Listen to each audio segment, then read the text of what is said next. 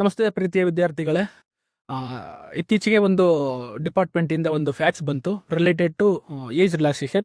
ಮತ್ತೆ ಸ್ವಲ್ಪ ಕೆಲವು ಬದಲಾವಣೆಗಳನ್ನ ಮಾಡಿ ಒಂದು ಫ್ಯಾಕ್ಸ್ ಬಿಟ್ಟಿದ್ದಾರೆ. ಆ ಫ್ಯಾಕ್ಸ್ನಲ್ಲಿ ನೀವು ಗಮನಿಸೋದಾದ್ರೆ 3 ಬದಲಾವಣೆಗಳಾಗಿದೆ. ಒಂದು ಮಿನಿಮಮ್ ಏಜ್ನ ಬದಲಾವಣೆ ಮಾಡಿದ್ದಾರೆ, ಮತ್ತೆ ಹೈಟ್ನ ಬದಲಾವಣೆ ಮಾಡಿದ್ದಾರೆ, ಮತ್ತೆ ಕ್ವಾಲಿಫಿಕೇಶನ್ನ ಬದಲಾವಣೆ ಮಾಡಿದ್ದಾರೆ. ಎಕ್ಸಾಂಪಲ್, ಈಗ ಮೊದಲು ಸಿವಿಲ್ ಪಿ ಗೆ ಫಸ್ಟ್ 19 ವರ್ಷ ಇತ್ತು, ಅದನ್ನ 18 ವರ್ಷಕ್ಕೆ ಮಾಡಿ ಮಿನಿಮಮ್ ಏಜ್ನ 18 ವರ್ಷ ಮಾಡಿ ಮ್ಯಾಕ್ಸಿಮಮ್ ಏಜ್ನ 28 ವರ್ಷಕ್ಕೆ ಮಾಡಿದ್ದಾರೆ. GMಗೆ ಕೆಟಗರಿ ಅವರಿಗೆ 30 ವರ್ಷ ಮಾಡಿದ್ದಾರೆ. ಇದು ಏಜ್ ರಿಲ್ಯಾಕ್ಸೇಷನ್ಗೆ. ಇದ್ರ ಜೊತೆಗೆ 5 ವರ್ಷಗಳ 1 ವರ್ಷದ ರೆಮಿಡಿಯಾಗಿ 5 ವರ್ಷ ಎಕ್ಸ್ಟೆನ್ಷನ್ ಕೊಟ್ಟಿದ್ದಾರೆ. ಇದಕ್ಕೆ ಆ್ಯಡ್ ಮಾಡಿಕೊಂಡ್ರೆ ಅದು ನಿಮಗೆ ಏಜ್ ನಿಮ್ದು ಎಷ್ಟು ಬರುತ್ತೆ ನೋಡ್ಕೊಳ್ಳಿ. GMಗೆ ಎಷ್ಟು ಬರುತ್ತೆ, ಮತ್ತೆ SC ST OBC ಅವರಿಗೆ ಎಷ್ಟು ಬರುತ್ತೆ ನೋಡ್ಕೊಳ್ಳಿ. ಮತ್ತೆ ಎರಡನೇದು, ಈ ಒಂದು CRDR ಅಲ್ಲಿ ಮೇಜರ್ ಬದಲಾವಣೆ ತುಂಬಾ ಇಂಪಾರ್ಟೆಂಟ್ ಆಗಿರೋದು ಅಂತಂದ್ರೆ, ಮೇಜರ್ ಬದಲಾವಣೆ ಆಗಿರೋದು ಅಂದ್ರೆ ಈ CRDR ಗಳಿಗೆ SLC ಮೇಲೆ ಪರೀಕ್ಷೆಗಳನ್ನ PC ಪರೀಕ್ಷೆಗೆ ಅಪ್ಲಿಕೇಶನ್ ಹಾಕಕ್ಕೆ ಎಲಿಜಿಬಲ್ ಇರ್ತಿತ್ತು.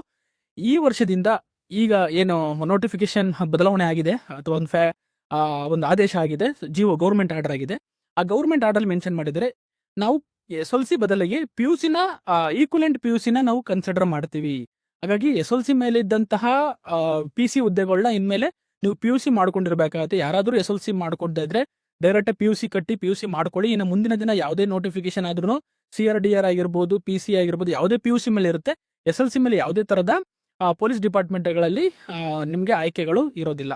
ಇನ್ನು ಮೂರನೇ ವಿಚಾರ, ಹೈಟ್ ಅಲ್ಲಿ KSSIF Karnataka state inter security force ಅಲ್ಲಿ 170 ಇದನ್ನ 168ಗೆ ಏನ್ ಮಾಡಿದ್ದಾರೆ, ತಂದಿದ್ದಾರೆ. ಇನ್ಮೇಲೆ ಯಾರಾದ್ರೂ 170 ಇದ್ದಿದ್ದ 168 ಬಂದ್ರೆ ತುಂಬಾ ಜನಕ್ಕೆ ಅವಕಾಶ ಸಿಗುತ್ತೆ. ಯಾಕಂದ್ರೆ KSSF ತುಂಬಾ ಹುದ್ದೆಗಳು ಖಾಲಿ ಆಗ್ತವೆ. ಅದರಲ್ಲಿ ಈ 2 ಸೆಂಟಿಮೀಟರ್ಗಳಿಂದ ಯಾರಿಗೆ ಒಂದ್ ಸ್ವಲ್ಪ ಇದಾಗ್ತಿತ್ತು, ಮಿಸ್ ಆಗ್ತಾ ಇತ್ತು KSSF ಹುದ್ದೆಗಳು, ಅವರು ಅದನ್ನು ಸಹ ಅಪ್ಲೈ ಮಾಡಬಹುದು. ಹಾಗಾಗಿ ಈ ರೀತಿಯ ಒಂದು ಸಂಪೂರ್ಣವಾದ ಬದಲಾವಣೆಗಳನ್ನ ನಾನು ಎಕ್ಸ್ಪ್ಲೇನ್ ಮಾಡಿದ್ದೀನಿ. ಇದಕ್ಕೆ ತಕ್ಕಂತ ಒಂದು PDF ನಾನು ನಿಮ್ಗೆ ತೋರಿಸ್ತೀನಿ. ಅದರಲ್ಲಿ ಎಲ್ಲೆಲ್ಲಿ ಬದಲಾವಣೆಗಳಾಗಿದೆ ಅನ್ನೋದನ್ನ ನೋಡ್ತಾ ಹೋಗ್ಬೋದು. ಅದಾದ್ಮೇಲೆ ನಿಮ್ಗೆ ಬೇಕಾದ್ರೆ ನನ್ನ ಟೆಲಿಗ್ರಾಮ್ ಗ್ರೂಪ್ ಅಲ್ಲಿ ಆ PDF ನ ಶೇರ್ ಮಾಡಿರ್ತೀನಿ. ಅದರದ ಸಂಪೂರ್ಣ ಮಾಹಿತಿ ನಿಮ್ಗೆ ಅಲ್ಲಿ ಸಿಗುತ್ತೆ, ನೋಡ್ಕೊಳ್ಳಿ.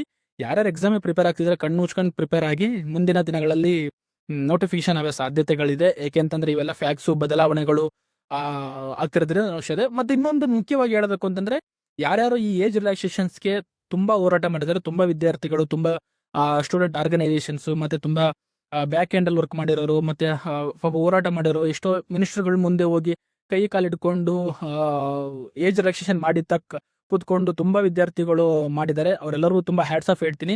ಮತ್ತೆ ಯಾರ್ಯಾರ ವಿದ್ಯಾರ್ಥಿ ಸಂಘಟನೆಗಳು ಈ ಒಂದು ಏಜ್ ರಿಲ್ಯಾಕ್ಸೇಷನ್ ಜಾಸ್ತಿ ಮಾಡೋದ್ರಲ್ಲಿ ಹೋರಾಟಗಳನ್ನ ಮಾಡಿದೆ, ತುಂಬಾ ಕಷ್ಟಪಟ್ಟಿದ್ದಾರೆ. ಮತ್ತೆ ಅವ್ರಿಗೆ ಸಪೋರ್ಟ್ ಮಾಡಿದಂಥ ವಿದ್ಯಾರ್ಥಿಗಳು, ಅವ್ರಿಗೆ ಸಪೋರ್ಟ್ ಮಾಡಿದಂಥ ಕೋಚಿಂಗ್ ಸೆಂಟರ್ಗಳಿಗೆ ನಾನು ಖಂಡಿತ ಥ್ಯಾಂಕ್ ಯು ಹೇಳ್ತೀನಿ. ಯಾಕಂದ್ರೆ ಇದರಿಂದ ತುಂಬಾ ವಿದ್ಯಾರ್ಥಿಗಳಿಗೆ ಹೆಲ್ಪ್ ಆಗುತ್ತೆ.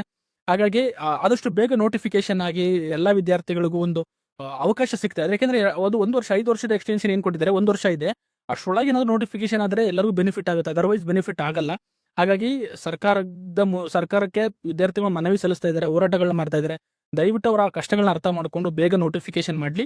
ಮತ್ತೆ ಆದಷ್ಟು ಬೇಗ ಈ ಇಂಟರ್ನಲ್ ರಿಸರ್ವೇಶನ್ ಸಮಸ್ಯೆಗಳು ಬೇಗ ಬಗೆಹರಿದು ಒಂದು ಅಂತ್ಯ ಕಾಣ್ಲಿ.